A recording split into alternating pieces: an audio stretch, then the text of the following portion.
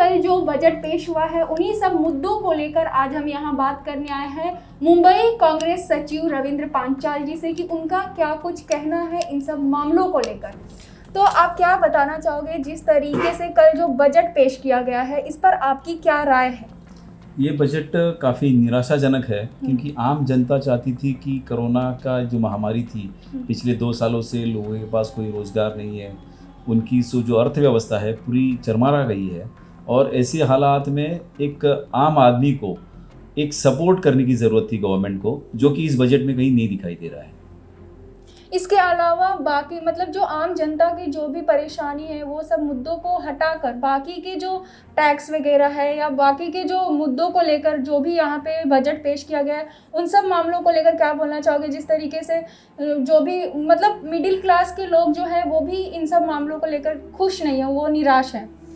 इस मामले में आपने सही कहा कि जो आम जनता की एक ख्वाहिश थी कि इस बार मोदी जी उनको एक तोहफा देंगे और जो एक रिलीफ बोलते हैं जिसको, कि उनको जो अर्थव्यवस्था चरमरा गई है, उनकी जो रोज़मर्रा की जो कामें हैं उनमें जो महंगाई बढ़ी है, जो स्कूल के फीस से लेके सारी चीज़ें, मतलब रसोई गैस से लेके सब्जी तरकारी जो अनाज है, आजकल की जो रोज़मर्रा की जो चीज़ें इतनी महंगी हो चुकी है कि एक आम आदमी को अपनी ज़िंदगी व्यतीत करना बहुत ही मुश्किल हुआ है।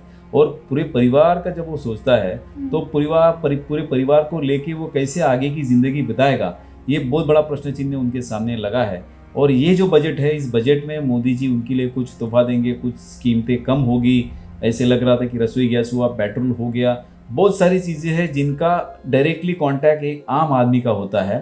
वो सारी चीज़ों में बहुत बड़ी निराशा हुई। और जो टैक्स का जो दायरा है वो घटाने की मांग गए काफ़ी सालों से एक मिडिल क्लास फैमिली करती थी, लेकिन उसमें कोई भी राहत नहीं मिली है। उल्टा टैक्स का बोझा और ज़्यादा बढ़ा के टैक्स के माध्यम से लोगों के पॉकेट के अंदर की जो पैसे है वो छीनने का काम इस गवर्नमेंट ने किया हुआ है।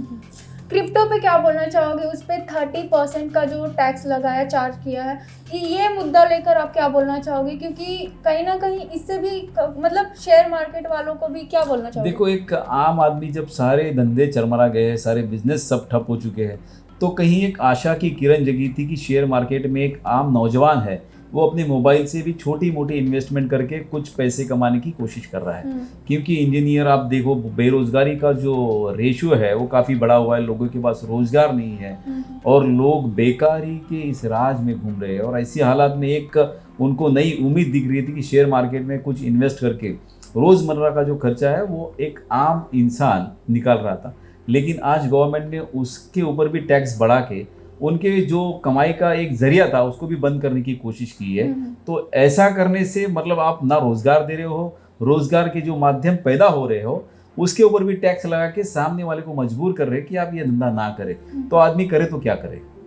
पैसों को लेकर क्या बोलना चाहोगे? जिस तरीके से वो जो पैसे दिया गया है 39.45 लाख करोड़, इसको लेकर आप क्या बोलना चाहोगे?